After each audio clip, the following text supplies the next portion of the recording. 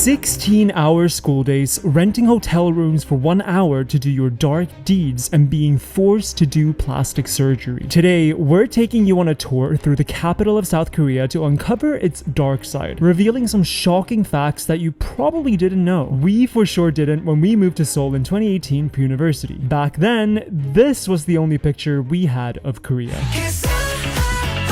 A highly advanced, technically proficient, and supremely well-educated nation. South Korea is making a very, very fast advancement. Today, when K-pop, K-beauty, and K-dramas dominate the world, it's hard to imagine that the country was impoverished and war-torn just a few decades ago. South Korea has had one of the most miraculous transformations in history, but it turns out it's come with a high price, and young people are paying the most for it. So, let's go to Gangnam for a tour of the dark side of South Korea. But first, we had to see the trendy and glitzy side of Seoul. We're about to head into the Starfield Mall, which is where the super famous library is. I think we went here in our last Seoul video too, so we won't really do too much here, but just want to show the group because it's such a cool place.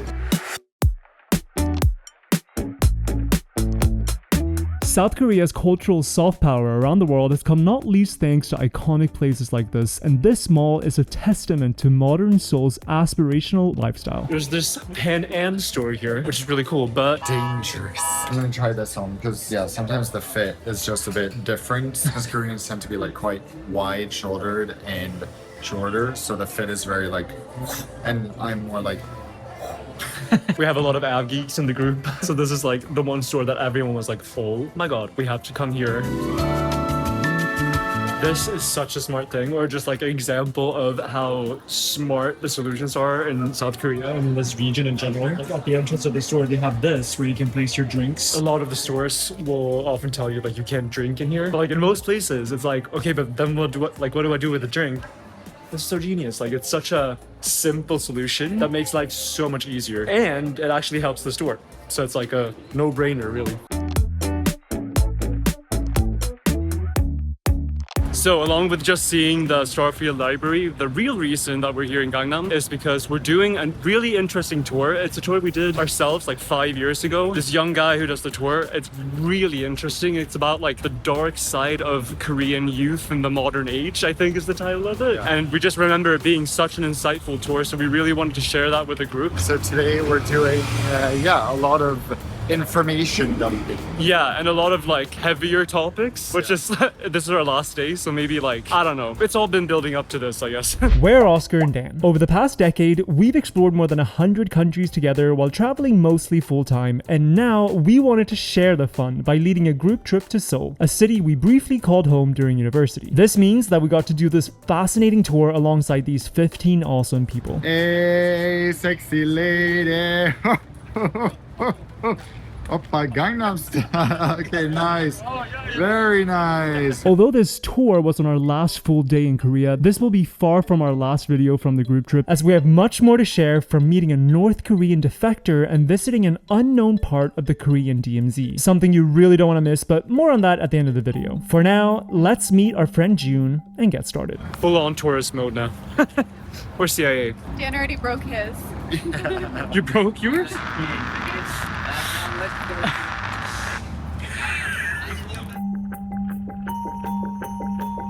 June began by asking how much we thought stores on Gangnam's main street have to pay in rent. Let's get $$30.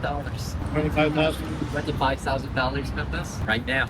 If you guys want to rent a shop over here, $100,000 per this. Right. So even for the big companies, they don't make money out of here. Much of South Korea's economic growth came thanks to a small set of giant family-owned companies called chaebols, often wielding so much power that they alone could sway national politics and development plans. Like Samsung, LG, Hyundai, for example. If they develop subsidiaries first, the rest of the others could catch up. But as the result, rest of the other areas would have never. So these days, for young people, even if you don't like citizens tax, we have no choices, because outside of the city, there's no jobs, no infrastructures, no medicals, like nothing at all. So that's why about 92% of our populations are in the city right now. Last year, our average price for an apartment flat in Seoul was $1 million. And for medium wages, it's about $2,000. So you're not sure even if you work for entire life, you can get your master.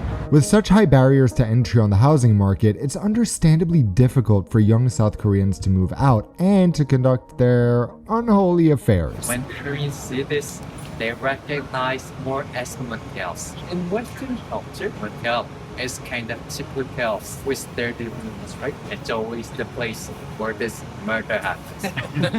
But in Korea, it's not like that. So a lot of Koreans make between $2,000 and $3,000 a month. An apartment, the average apartment in Seoul, costs about $1 million. So the idea for most young Koreans that they'll be able to buy an apartment just is not realistic anymore, unfortunately. And that means also that a lot of people are living at home. It's also expensive to rent. So people stay with their parents until they get married, they have dual salaries, and maybe they can afford to move out. So what happens then? Well, if you want to meet up with your love interest or your lover or whatever you want to call it, you can't do that at home when you're living with your parents here. So there's a huge market for these so-called motels or boutique hotels where you rent a room for a block of a few hours. They have different themes and then you'll be undisturbed. So when we say motels here, it has more meanings of love hotels, where you make your love with your lovers having sex inside. So this housing is very expensive here. There are a lot of space for businesses going around it. And this motel industry is one of the biggest industries for that. With a lot of food for thought about housing, income, and love life, we continue onwards to a building housing one of Korea's largest private education institutions. Why, you might ask? So our amazing guy June just told us about the insane, well, yeah, and it is pretty insane education system. And I remember this as like the kind of most shocking and standout thing that we learned about last time when we did the tour. After South Korea was founded, everything was destroyed here. Just to develop this society, the government was huge for the education. And still, a lot of Koreans believe education is essential for the country. Just going to public school or like normal school is not enough here. So after school, there's after school, which is a thing in many Asian countries, but it's just kind of like insane the lengths to which it goes. So all these private after-school schools called hakwons teach mainly like the Korean SATs. So you need to perform really well to get into the good universities, because the number one thing is like the title of the university you went to, not really like what major you studied. That doesn't really matter as much. We don't pretty much care, even if you majored in history. Koreans more prefer the title of the university. Everyone is just trying to get into these three schools primarily, the Sky universities coming from Seoul National University, Korean University, and Yonsei University, the initials from those. So everyone pretty much from a really, really young age goes to school from 9 a.m. in the morning to 10 p.m. at night and gets up really early in the morning again. I mean, you have to do your homework too before going to school the next day. But the most shocking thing about that is that the only reason that the hakwons actually stop teaching at 10 p.m. is because it's been regulated. There were some Korean parents putting their kids in hakwons until 1 a.m. or 2 a.m. Then they're gonna come home at 3, sleep at 4, wake up at 7, and go to school. So the government said that's too much. All the lectures must have their lectures at 10 p.m. So that is why we have this fixed schedule. Obviously, like no parents really want to send their kids through this because it's pretty much hell, right? But everyone just kind of feels pressure to do it because if everyone else is doing it, you kind of have to keep up, right? And everyone believes that education is the most important cornerstone in the future of their kid's life. Given that the large Korean chaebols like LG and Samsung have so much power and are the most attractive places for South Koreans to have a career, the ultimate goal is to get a job at one of the annual hiring fairs that these companies run, where they typically only hire fresh graduates, preferably from one of the top universities. This effectively means that young Koreans not only have one single path to follow to reach the ultimate desired lifestyle, they also only get one chance to make that dream come true. So what happens when everyone has been following the same path, done the same after-school studies, and has no real way to distinguish themselves? So in Korea, plastic surgery is actually not the big issue. Everyone goes to school. Everyone's studying the same thing. Diversities are gone. So for Koreans, they're not actually quite curious about how other Koreans live because they all live the same.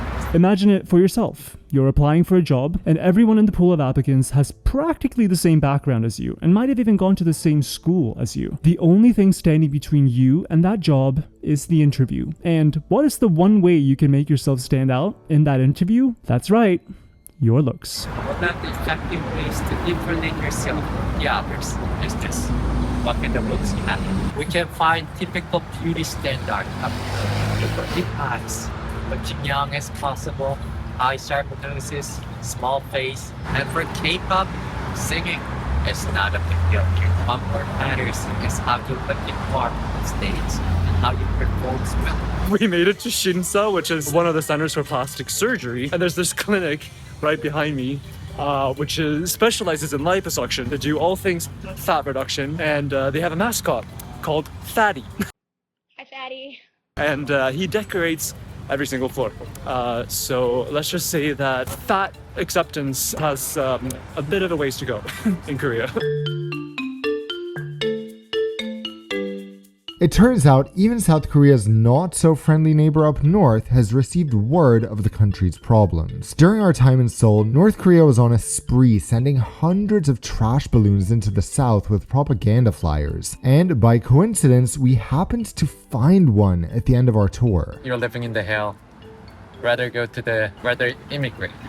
Rather than And saying oh, Koreans suicide every year 13,000 people. So who is the killer? We should mention here that North Korea's problems make South Korea's issues seem minuscule, but for a rich and relatively mature economic and cultural powerhouse, the extent of these problems ranges much wider than what we've had time to cover in this video. From the world's lowest birth rate at just 0.78 births per woman, leading to a rapidly aging and soon-to-be declining population, to a lack of diversification and an over-reliance on the country's largest companies.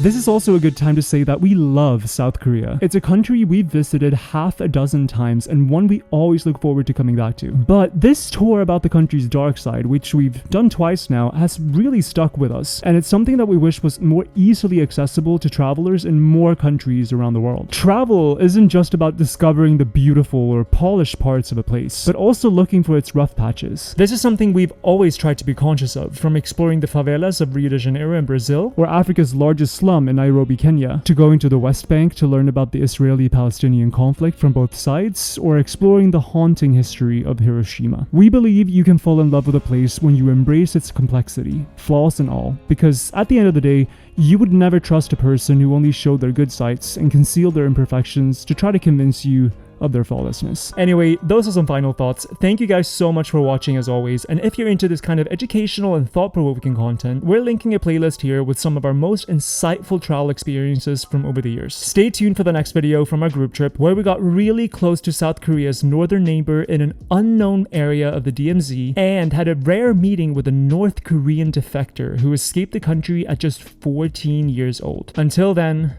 see you around the world.